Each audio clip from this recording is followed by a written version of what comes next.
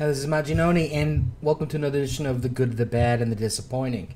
First up, we have the good, but I will say this. It was actually really hard to find the bad.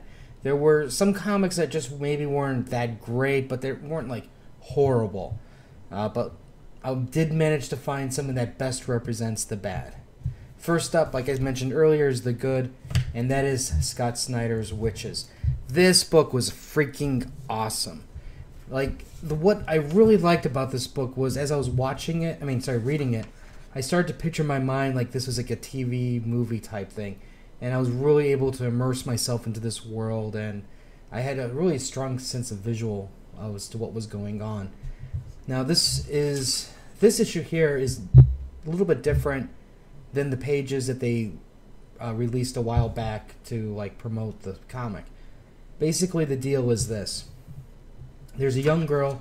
She was being bullied in the woods, and the bully was actually going to do something really horrendous, and basically also threatened to shoot her.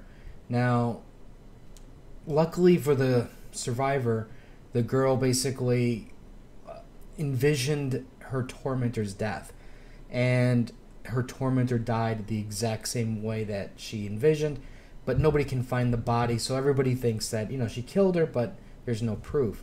So she's extremely traumatized.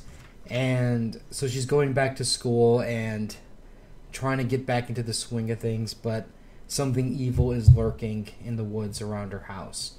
And this was, like I said, just a fantastic, fantastic read. I'm really trying to avoid a lot of more details because I really don't want to spoil anything. But the art, I can say, is fantastic. The scenes of where there's supernatural involved are great, and I like the way they're building up the characters. The family that's around this girl. You have the mom that's in a wheelchair, the dad who really loves the girl, and you really get the sense that he's really trying to help her. And it's just, like I said, this was just a pleasure to read. I'm really looking forward to getting the rest. And this is just off this first issue. If the rest of them are going to be of this quality, this is definitely hardcover tradable, for sure. Okay. The bad. Batman 35. Now, I'm not saying this is bad because of the story. I'm saying this is bad because this book is $4.99, $5, and they knew this is Batman Endgame. They said this is the big finale type thing. We're gonna go into the future. It's gonna be after Batman Eternal, and big things are happening. And we're gonna charge you $5 more for it because we're adding extra pages, and these extra pages are just a Joker story type thing. And we're going to have lots of great artists filling in for that story. And I'm like, how about no? I don't want to pay $5 for this book. How about you give me the regular edition without this extra content, and then when the trade comes out, you can include that extra content. Because this is bullshit. Complete and utter bullshit. This is such bullshit that even Snyder and Capullo petitioned DC to change the price. Utter crap. Now, it's already been leaked, but basically, well, it's not really a leak because, Snyder basically came out and goes, "I'm surprised nobody figured it out. Ho ho ho. The last villain for this storyline is the Joker. Ho ho ho ho. And I told people he's coming back, but nobody figured it out." And I'm like, who freaking cares? It's like, I'll be honest with you, I'm really getting tired of this. It's like DC, like Batman. Okay, we only have Riddler, Penguin, Two-Face, Joker. And then we'll cycle through those people as much as we can, and we'll throw in a couple extra guys. And Superman, Brainiac, Lex Luthor, Mxyzptlk. And then, Marvel's guilty of this too, especially with Spider-Man. Even though he has a wealth of villains, it's like, okay, Vulture, Rhino, we got to do Green Goblin again. Okay, Green Goblin's story is hot, so Hobgoblin's turn. And, it's just like, God damn it. It's like, when are we going to see some fresh faces? It's like, I don't know. It just gets so frustrating sometimes that it's like DC and the writers and everybody, it's like, I get it. You're excited because you're writing a book, and you want to use your favorite characters. But, as a reader, I don't care necessarily all the time to feed your, like, childhood dreams of writing a Joker story. Just tell me a story that, that's unique and different. And I gotta tell you, he went to the well a second time because if you remember Death of the Family, Joker went and he basically dismantled the Batman's family. And what is he doing here? He's doing the same thing where, okay, well, getting Nightwing and Tim Drake worked. Batman's still there. The family's still pretty much there. So we need to go after the Justice League, his other superhero, night job, day job family. And he basically does mind junk to the Wonder Woman, Aquaman, Flash, and Superman to try to kill Batman. So we're going to have to pay an extra $1 just to see what happens. Now, the art is really good. It's Capullo after all. He's done a fantastic job.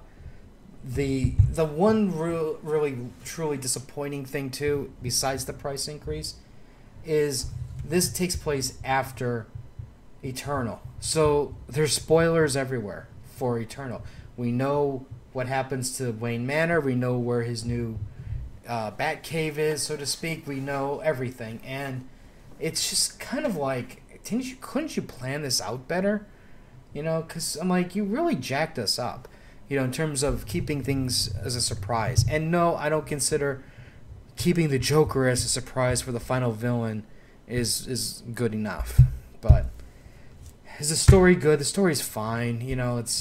We've seen this kind of stuff before, so it's nothing unique. We know that the Justice League are going to be fine. Batman's going to be fine. So it is what it is. We're probably going to all have to pay the extra $1. Okay, now the disappointing. This is Batgirl. Okay, now do not get me wrong. This is what I would consider a very bold move, a very risky move for DC. Because this book is nothing like what you would normally expect from a DC comic book. The art style is completely different. The way they're even writing Barbara Gordon is completely different. The costume is much more fashionable, street, real type thing. But here's my problem with it. This whole story, it's like, I think they even took it to the point where it's like I'm reading this and I'm like going, okay, they're getting her into her new world, her new location, and then she goes after the villain because basically like a cell phone and her laptop were stolen from her house after a party. And so she's tracking down who did it. You have Black Canary, whose base got burned down, and she's like, some super villain did it. And apparently Barbara Gordon and Black Canary hate each other, but Black Canary is staying at her house on the couch while Barbara's complaining that all of her costumes and junk van is destroyed because of the fire.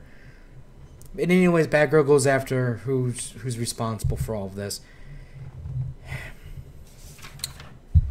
Internet people, she's fighting probably her most dangerous criminal mastermind in all existence.